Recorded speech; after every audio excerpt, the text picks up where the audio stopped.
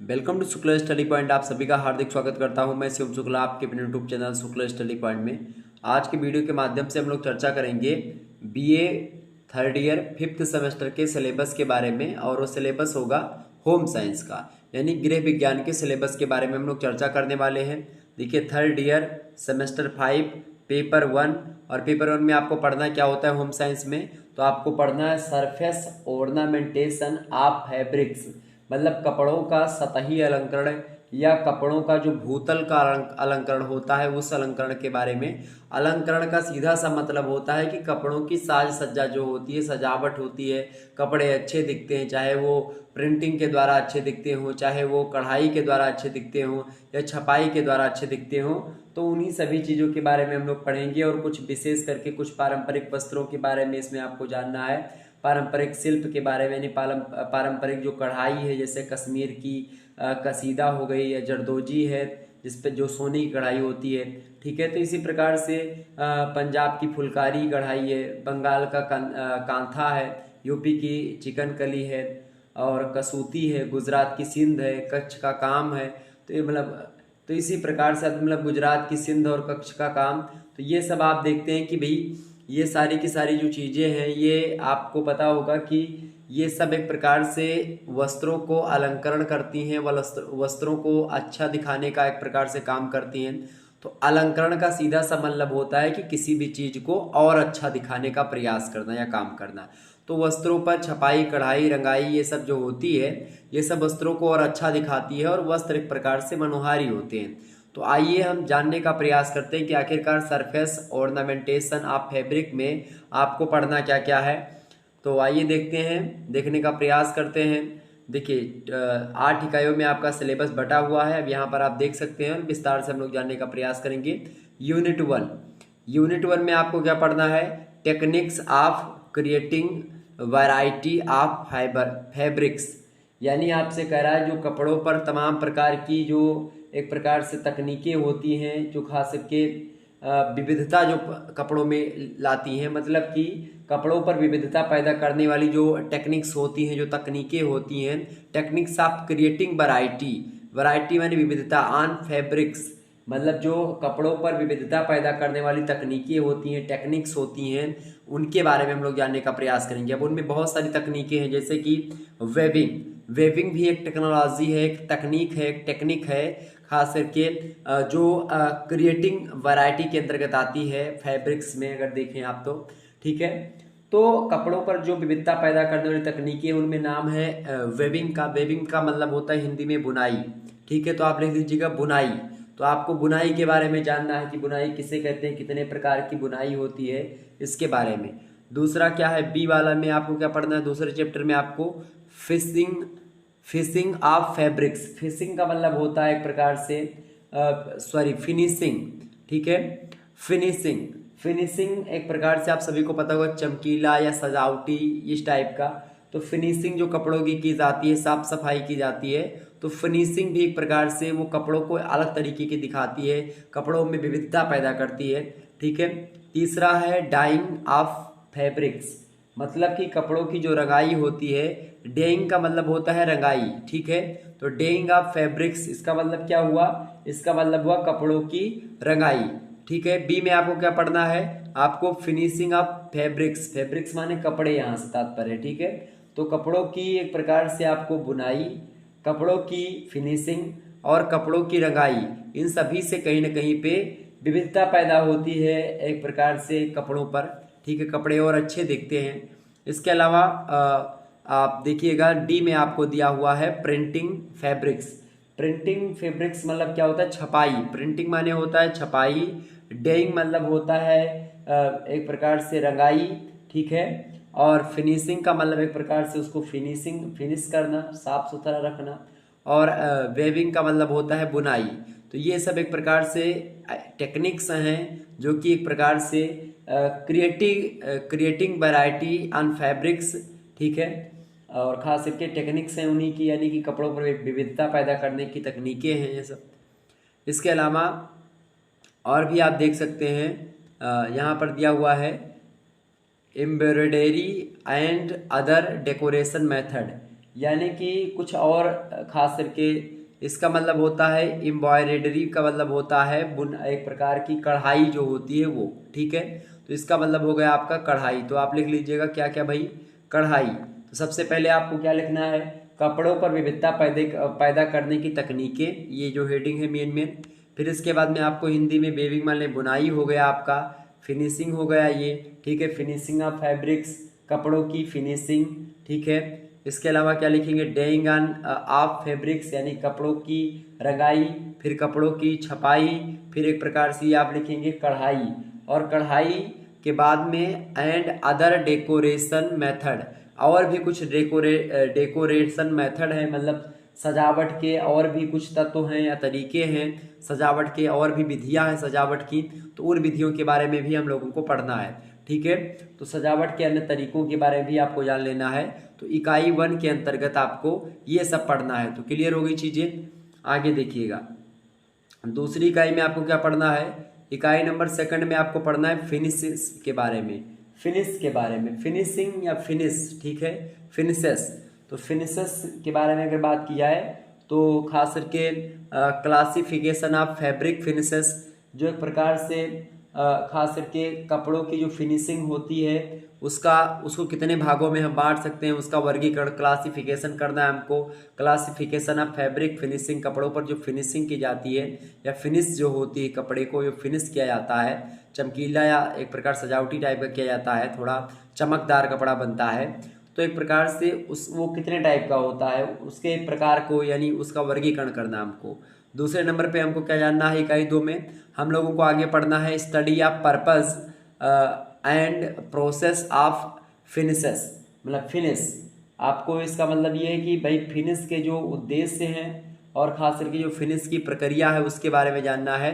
Study of purpose यानी क्यों अध्ययन करते हैं हम फिनिश का, और खास करके उसका प्रोसेस क्या है, प्रोसेस माने प्रक्रिया, फिनिश की प्रक्रिया, और फिनिश को पढ़ने का जो पर्पज है वो क्या है, उद्देश्य क्या है इसको पढ़ने का, ठीक है। तो ये दोनों हमको पढ़ना है। फिर इसके बाद में हम लोगों को क्या जानना है भाई, इसके बाद में हम लोग जर्नल, अच्छा इसी पर्पज में खास करके जो study of purpose of finish जो है, इसके पर्पज में एक है जर्नल पर्पज। जर्नल पर्पज का मतलब होता है एक सामान्य प्रयोजन के द्वारा या सामान्य एक प्रकार से प्रयोजन, फिशेस या सामान्य टाइप का हम लोग एक प्रकार से फिनिश, जो सामान्य फिनिश होती है उसके बारे में यहाँ पर आपको पढ़ना है, यानी जर्नल पर्पस फिनिश यानी कि सामान्य प्रयोजन फिनिश, ठीक है। इसमें आता है खास के ब्लीचिंग आपका, ठीक है। ब्लीचिंग के बाद में आपका आता है मरकरीकरण यानी मरकराइजेशन। तो मरकरीजेशन का मतलब होता है, मरकरीजेशन का मतलब होता है मरकरीकरण, ठीक है। अगला है कैलेंडरिंग यानी कैलेंडरीकरण, ठीक है, कैलेंडरिंग जिसको आप बोलते हैं। अगली जो एक प्रकार से उद्देश्य है खास करके इसका या प्रक्रिया है उसमें आता है सनफॉरिजेशन। तो सनफॉरिजेशन को एक प्रकार से वही बोलते हैं सनफराइजेशन हिंदी में भी। अगला है आपका टेंटरिंग। तो ये एक प्रकार से टेंटरिंग भी आपका क्या है, ये भी एक प्रकार से सामान्य प्रयोजन फिनिश है। इसके अलावा सिंगनिंग हो गया, ठीक है। तो सिंगिंग ये भी एक प्रकार से हो गया। यहाँ पर स्पेलिंग थोड़ी सी अलग है, देखिएगा यहाँ पर SING यहाँ पर सिंग हो गया, ING केवल लगता तो सिंगिंग होता, वो गाने का मतलब होता है, गा रहा है, लेकिन यहाँ पर क्या होगा सिंगिंग, ठीक है। तो यहाँ पर देखिएगा यहाँ पर ई लगा हुआ है, तो ये एक प्रकार से जो ये सिंगिंग है, ये सिंगिंग जो है एक प्रकार से जर्नल पर्पस फिनिश में आता है, ठीक है। इसके अलावा अगला है आपका जो परिमार्जन जिसको आप बोलते हैं स्क्वेयरिंग, ठीक है, जिसको आप परिमार्जन बोलते हैं, परिमार्जन करना किसी चीज का। तो ये सब जर्नल पर्पस होते, जर्नल पर्पस फिनिश हैं, ठीक है। इसके अलावा फंक्शनल फिनिश के बारे में, दूसरा जो है वो है फंक्शनल फिनिश। पहला जर्नल पर्पस फिनिश, दूसरा है फंक्शनल माने होता है कार्यात्मक, तो कार्यात्मक फिनिश दूसरा है, ठीक है। तो इस प्रकार से आप लोगों ने कार्यात्मक फिनिश के बारे में आपको पढ़ लेना है। तो ये हो गई दूसरी इकाई में आपको क्या क्या पढ़ना है, ठीक है, होम साइंस में। तीसरी इकाई में आपको क्या पढ़ना है भाई, तीसरी इकाई में आप लोगों को पढ़ना है डेइंग के बारे में। डेइंग का मतलब सीधा सा होता है रंगाई। डेइंग का मतलब क्या होता है, रंगाई। तो रंगाई का आप देखिए क्लासिफिकेशन ऑफ डाइज, यानी कि आपको यहाँ पर रंगों का वर्गीकरण, ठीक है। डाइंग का मतलब होता है रंगाई, लेकिन डाइज का मतलब यहाँ पर हो गया रंग, ठीक है। तो सबसे पहले हम लोगों को क्या पढ़ना है, रंगों का वर्गीकरण के बारे में जान लेना है। तो पहली तो बात नेचुरल वर्सेस सिंथेटिक, यानी प्राकृतिक बनाम सिंथेटिक जो रंग हैं उनके बारे में जान लेना है, उनके एक प्रकार से तुलनात्मक अध्ययन कर लेना है। फिर इसके बाद में हम लोगों को एडवांटेज एंड एक प्रकार से लिमिटेशंस, कुछ एक प्रकार से जो लाभ होते हैं रंगों के, उन लाभ के बारे में जान लेना है। एडवांटेज जो होते हैं खास करके डाइस के, यानी रंगों के कुछ लाभ होते हैं, उन लाभों के बारे में पढ़ना है। और कुछ लिमिटेशंस होते हैं, लिमिटेशंस मतलब होता है सीमाएं जो होती हैं कुछ, ठीक है, रंगों की, तो उन सीमाओं पर भी हम लोग नज़र डालेंगे, ठीक है। तो इस प्रकार से आपको क्या क्या पढ़ना है, एडवांटेज एंड लिमिटेशंस, ठीक है, एडवांटेज एंड लिमिटेशंस ऑफ किसका, डाइस, यानी रंगों के लिमिटेशन के बारे में, और रंगों के एक प्रकार से वर्गीकरण में खास करके रंगों की जो सीमाएं हैं, ठीक है, उनके बारे में हम लोगों को यहाँ पर जानना है। फिर इसके बाद में हमको आगे क्या पढ़ना है, आगे हम लोगों को पढ़ना है बी में, यानी कि अगला चैप्टर जो आपका आएगा इकाई 3 का, उसमें आपको थ्योरी ऑफ डाइंग के बारे में पढ़ना है। थ्योरी ऑफ डाइंग का मतलब क्या हो गया, इसका मतलब हो गया एक प्रकार से जो रंगाई करने के जो सिद्धांत हैं वो, उन सिद्धांतों के बारे में हम लोगों को पढ़ना है। फिर इसके बाद में properties and use of dyes, यानी कि गुण और रंगों का उपयोग, ठीक है। तो रंग और गुण, एक प्रकार से रंगों के गुण क्या होते हैं और रंगों का उपयोग कहाँ कहाँ पर होता है उसके बारे में जानेंगे।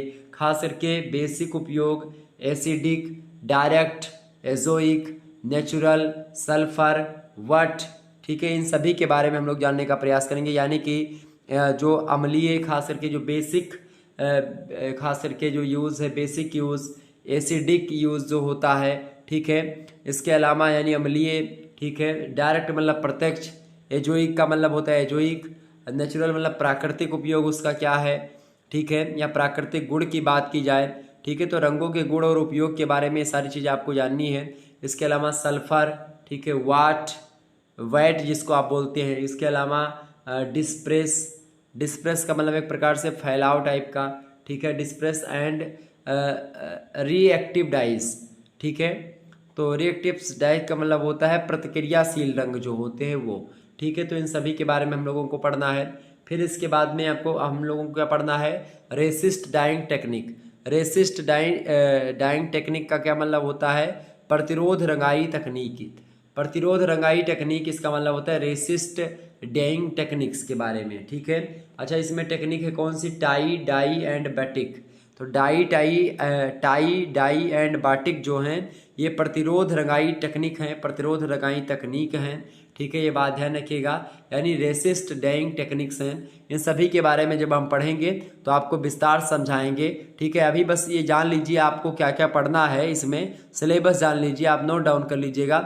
बाकी जब मैं आपको यहाँ पर चैप्टर वाइज समझाऊंगा या मॉडल पेपर समझाऊंगा, ठीक है, तो आपको बहुत ही अच्छे तरीके से सरल भाषा में बताने का प्रयास करूंगा, ठीक है। अभी अगर बताने में लगूंगा तो बड़ा लंबा वीडियो हो जाएगा, इसलिए अभी आप ये जान लीजिए कि हम लोगों को पढ़ना क्या क्या है, ठीक है। इकाई नंबर 4 में आप देखिए, इकाई 4 में आपको पढ़नी है प्रिंटिंग के बारे में। प्रिंटिंग क्या है, प्रिंटिंग को हिंदी में कहते हैं मुद्रण, ठीक है। प्रिंटिंग का मतलब क्या हो गया, मुद्रण। तो सबसे पहले आपको यहाँ पर डायरेक्ट प्रिंटिंग के बारे में जानना है। डायरेक्ट प्रिंटिंग का मतलब होता है प्रत्यक्ष मुद्रण, ठीक है। प्रत्यक्ष मुद्रण में क्या शामिल है, ब्लॉक शामिल है, ठीक है, स्क्रीन प्रिंटिंग शामिल है, ब्लॉक प्रिंटिंग, स्क्रीन प्रिंटिंग, ठीक है। इसके अलावा स्टेंसिल, ये भी एक प्रकार की प्रिंटिंग का प्रकार है। रोरल प्रिंटिंग होती है, रोरल के विधि के द्वारा, ठीक है, वो भी एक प्रकार से है। इसके अलावा ट्रांसफर प्रिंटिंग जिसको आप बोलते हैं, ट्रांसफर प्रिंटिंग की अगर बात की जाए तो इसको ट्रांसफर मुद्रण या एक प्रकार से स्थानांतरण मुद्रण भी बोलते हैं। इसके अलावा डिस्चार्ज प्रिंटिंग भी एक प्रिंटिंग का ही प्रकार है। इसके अलावा रेसिस्ट प्रिंटिंग मतलब जो प्रतिरोध प्रिंटिंग होती है वो। इसके अलावा पॉली क्रोमिक पेंटिंग होती है, poly chromatic printing. Poly chromatic का मतलब होता है बहुरंगी, जिसमें अनेक रंग जो होते हैं उनका प्रयोग किया जाता है। अगला जो प्रिंटिंग का प्रकार है वो है inkjet and digital printing techniques. अच्छा, इंकजेट और डिजिटल प्रिंटिंग तकनीक के बारे में हम लोगों को जानना है। फिर इसके बाद में after treatment of died and printed goods, मतलब जो डिजिटल प्रिंटिंग तकनीक है उसके बाद में हम लोगों को आफ्टर ट्रीटमेंट ऑफ डाइड यानी रंगों के बाद में जो ट्रीटमेंट होता है आफ्टर, ठीक है, उसके बारे में ये भी एक प्रकार है मुद्रण का। आफ्टर ट्रीटमेंट ऑफ डाइड, रंग के बाद में एक प्रकार से प्रिंटिंग करना, डाइड एंड प्रिंटेड गुड्स, ठीक है, उसके बाद में मुद्रण करना वस्तुओं का, तो ये मतलब वस्तुओं पर। तो एक प्रकार से ये चीज़ें हैं, इसके बारे में हम लोग जानने का प्रयास करेंगे। 5वीं इकाई के अंतर्गत हम लोगों को क्या पढ़ना है भाई? 5वीं इकाई में हम लोगों को पढ़ना है ट्रेडिशनल एम्ब्रॉयडर्स, यानी कि एम्ब्रॉयडरीज, ठीक है। तो एम्ब्रॉयडरीज जो है, एम्ब्रॉयडरीज, तो क्या बोला हमने?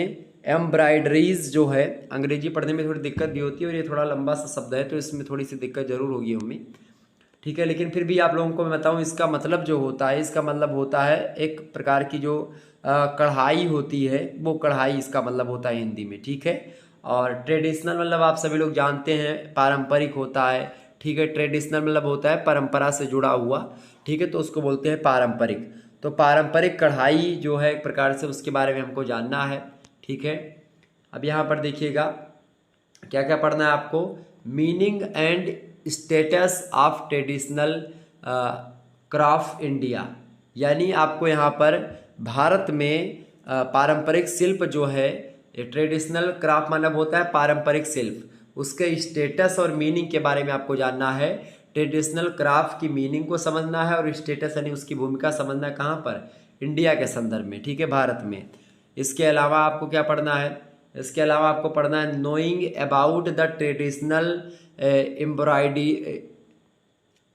एम्ब्रॉयडरीज, तो इसके बारे में आपको जानना है, मतलब कि जो विभिन्न राज्यों की खास ऑफ डिफरेंट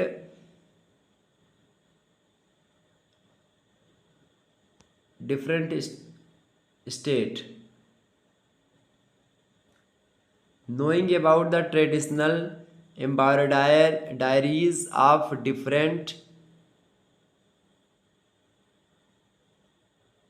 डिफरेंट स्टेट होगा, ठीक है। यानी कि जो एक प्रकार से आपको बताऊं कि जो भारत के विभिन्न राज्यों की जो पारंपरिक कढ़ाई है, उसके बारे में यहाँ पर आपको जानना है, ठीक है।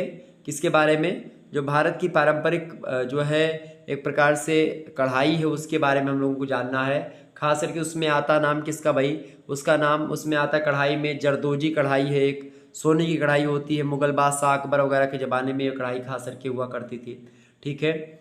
और इसके अलावा अगला है आपका कसीदा ऑफ कश्मीर। कसीदा ऑफ कश्मीर यानी कश्मीर का कसीदा जो है, ये मोटे रंग के धागों के साथ मोतियों का उपयोग करके खास करके ऐसी कढ़ाई की जाती है, तो कश्मीर में फेमस है। इसके अलावा फुलकारी ऑफ पंजाब, पंजाब में फुलकारी कढ़ाई फेमस है बहुत ज़्यादा, तो उसके बारे में जानेंगे। इसके अलावा कांथा ऑफ बंगाल, तो बंगाल का कांथा भी बड़ा फेमस है, ठीक है, उसके बारे में हम लोग जानने का प्रयास करेंगे।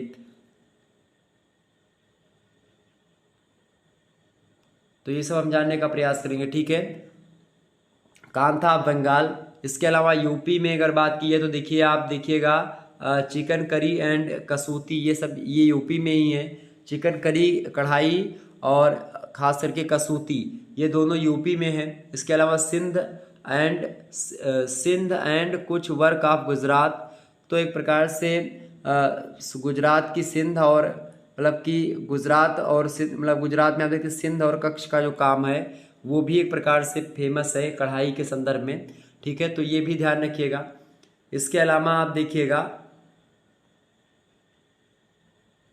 इकाई नंबर 6 के अंतर्गत आपको क्या पढ़ना है? इकाई 6 में ट्रेडिशनल टेक्सटाइल्स के बारे में। टेक्सटाइल्स का मतलब होता है वस्त्र या परिसज्जा या परिधान, जिसको आप बोल सकते हैं, परिसज्जा नहीं परिधान आप बोल सकते हो, ठीक है। टेक्सटाइल का मतलब वस्त्र होता है खास करके अगर बताएं तो, ठीक है। तो ट्रेडिशनल मतलब होता है पारंपरिक, तो पारंपरिक सबसे पहले knowing the traditional textiles of different state of India, मतलब खास करके भारत के विभिन्न राज्यों के संदर्भ में हम लोगों को पारंपरिक वस्त्रों के बारे में जानना है, कहाँ कहाँ पर कौन कौन से वस्त्र होते हैं। पहली बात वोवेन फैब्रिक्स। वोवेन फैब्रिक्स मतलब होता है जो बुने हुए वस्त्र होते हैं, जिनकी बुनाई होती है, ऐसे वस्त्र। तो वोवेन फैब्रिक्स मतलब बुने हुए वस्त्र, ठीक है। इसमें खास करके आपका आता है ब्लूचर्स, ठीक है, या बालूचर्स जिसको कहते हैं। इसके अलावा इसमें आता है ब्रोकेड, ब्रोकेड्स, ये भी इसमें आता है। इसके अलावा कश्मीर का जो क्राफ्ट्स हैं, कश्मीर की जो कालीनें हैं, ठीक है, कारपेट्स जिसको कहते हैं, तो कश्मीर कारपेट्स का मतलब होता है कश्मीर की जो कश्मीर की जो कालीन है वो बड़ी फेमस है। इसके अलावा पटोला बड़ा फेमस है, ठीक है। इसके अलावा पटोला के अलावा इकत, ठीक है। फिर इसके अलावा आपको पढ़ना है पोंचमपल्ली के बारे में, फिर पढ़ना है चंदेरी के बारे में, ठीक है। ये सब बड़े फेमस एक प्रकार से टेक्सटाइल्स हैं जो कि बड़े फेमस हैं और इनके बारे में हम लोगों को जानना है। फिर इसके बाद में पेंटेड एंड डाइड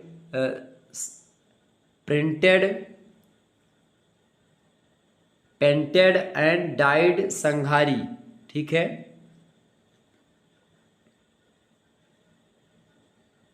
या सांगानेरी, ठीक है। तो प्रिंटेड का मतलब क्या हुआ यहाँ पर बड़े ध्यान समझने का प्रयास करेंगे आप सभी लोग। थोड़ा सा क्या गया वो, एक मिनट।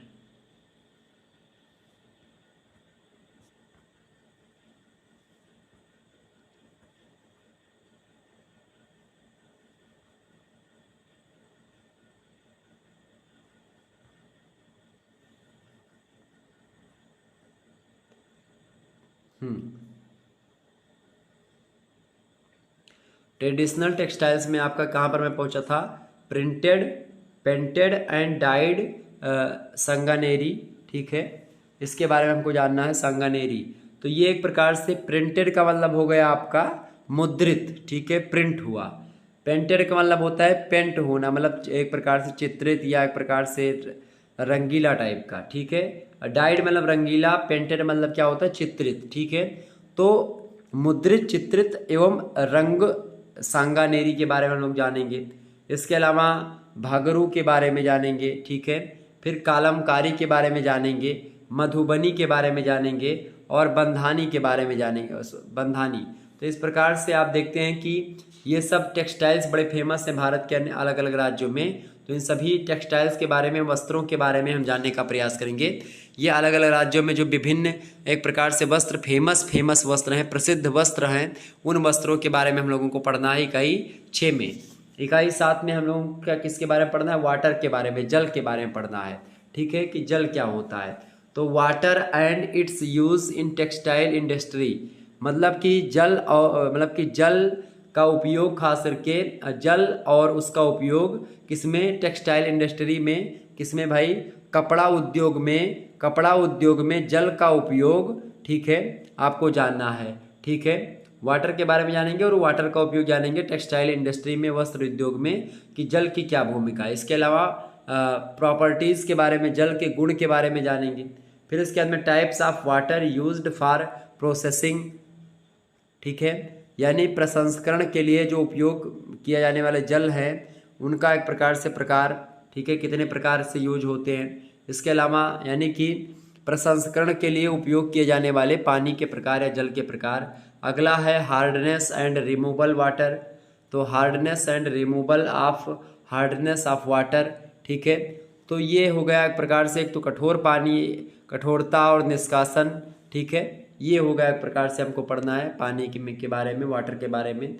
और इकाई 8 के अंतर्गत हम लोगों को क्या पढ़ना है, इकाई 8 में हम लोगों को पढ़ना है laundry and dry cleaning of fabrics and garments, मतलब कपड़े और कपड़ों की धुलाई और ड्राई क्लीनिंग जो होती है उसके बारे में हम लोगों को जानना है, ठीक है।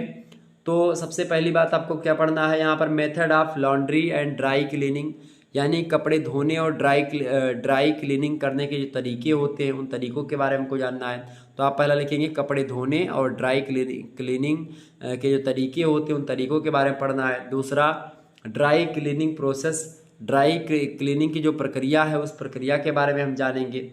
इसके अलावा आपको क्या पढ़ना है, इसके अलावा हम लोगों को क्या पढ़ना है भाई, इसके अलावा आपको पढ़ना है रिजेंट ऑफ लॉन्ड्री ब्लूज, यानी लॉन्ड्री ब्लूज के बारे में हमको जानना है। ब्लीच के बारे में जानना है, ठीक है। ऑप्टिकल के बारे में हमको जानना है, ठीक है। ऑप्टिकल बाई ट्रेनर्स, ठीक है, ऑप्टिकल बाई ट्रेनर्स यानी जिसको अभिकर्मक बोलते हैं उसके बारे में हमको जानना है। इसके अलावा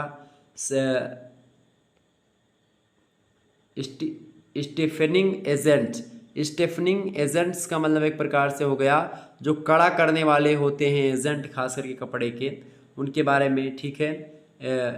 स्टिफनिंग एजेंट्स के बारे में जानेंगे जो कि एक प्रकार से क्लीनिंग से ही रिलेटेड है, ठीक है। इसके अलावा हम लोग चर्चा करेंगे अगले में types of shops and detergents, यानी साबुन और जो डिटर्जेंट पाउडर होते हैं उनके प्रकार के बारे में जानेंगे।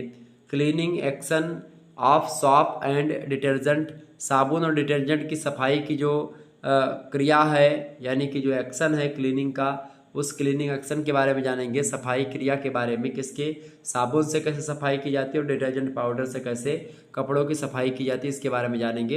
ये सब धुलाई से रिलेटेड हैं। कपड़ों की धुलाई करने के तौर तरीकों के बारे में आपको इकाई 8 के अंतर्गत वाटर के एक प्रकार से उपयोग और वाटर के क्वालिटी के बारे में हम जानेंगे, खास करके वस्त्र उद्योग के दृष्टि से इकाई 7 में। इकाई 6 में आपको ट्रेडिशनल टेक्सटाइल्स, मतलब कि जो पारंपरिक वस्त्र हैं भारत के अलग अलग राज्यों में फैले हुए, उन अलग अलग राज्यों में जो विभिन्न वस्त्र फैले हुए हैं उनके बारे में जानने का प्रयास करेंगे। फिर इससे पहले इकाई 5 में हम लोग ट्रेडिशनल जो है एम्ब्रॉयडरीज के बारे में जानेंगे, यानी कि जो पारंपरिक कढ़ाई, उन पारंपरिक कढ़ाई के बारे में जानेंगे। इससे पहले हम लोग प्रिंटिंग के बारे में कि प्रिंटिंग होती क्या है, प्रिंटिंग के कई प्रकार होते, प्रिंटिंग का प्रोसेस, सभी के बारे में चर्चा करेंगे। इससे पहले डेइंग के बारे में, डेइंग का मतलब होता है रंगाई, रंगाई के बारे में जानेंगे। फिर फिनिश के बारे में जानेंगे, फिनिश कैसे ही होता है, ठीक, कपड़े की फिनिशिंग कैसे की जाती है। और उससे पहले हम लोग technique of creative variety of fabrics, ठीक है, यानी कि कपड़ों पर विविधता पैदा करने वाली जो तकनीकें हैं उन तकनीकों के बारे में जानेंगे। और वही तकनीकें जो कि कपड़ों को एक प्रकार से अलंकृत करती हैं, कपड़ों को अच्छा दिखाती, सजाती हैं, उन्हीं को पूरे के पूरे सिलेबस के बारे में आपको जानना है। चाहे वो बुनाई की बात करें, चाहे कपड़ों की फिनिशिंग की बात करें, कपड़ों की रंगाई की बात करें, या कपड़ों की छपाई की बात करें, या कढ़ाई की बात करें, या अन्य सजावट के तरीकों की बात करें, ठीक है, वो सभी कहीं ना कहीं पे आपको इकाई 1 में ही पढ़ना, और इकाई 1 से ही एक प्रकार से पूरा का पूरा सिलेबस आप देख सकते हैं। तो इस प्रकार से आपको होम साइंस के अंतर्गत ये चीज़ें पढ़नी थी। तो ये हो गया आपका पेपर 1। पेपर 2 की अगर बात की तो पेपर 2 आपको क्या पढ़ना है भाई, पेपर 2 के बारे में आपको पढ़ना है यहाँ पर सेमेस्टर 5 में community development and programme planning, ठीक है। तो community development and programme planning के बारे में आपको जानना है पेपर 2 के बारे में, मतलब पेपर 2 में आपको ये पढ़ना है। तो इसके बारे में जल्दी हम सिलेबस डिस्कस कर देंगे, ठीक है। इसी प्रकार से विस्तार से हम लोग जानने का प्रयास करेंगे। चलिए फिर मिलते हैं हम नेक्स्ट वीडियो में, तब तक के लिए जय हिंद जय भारत। आप सभी का बहुत बहुत धन्यवाद हमारे से जुड़ने के लिए। इसी प्रकार से अपना प्यार हमेशा बनाए रखिएगा। Good night, I love you, बहुत बहुत धन्यवाद।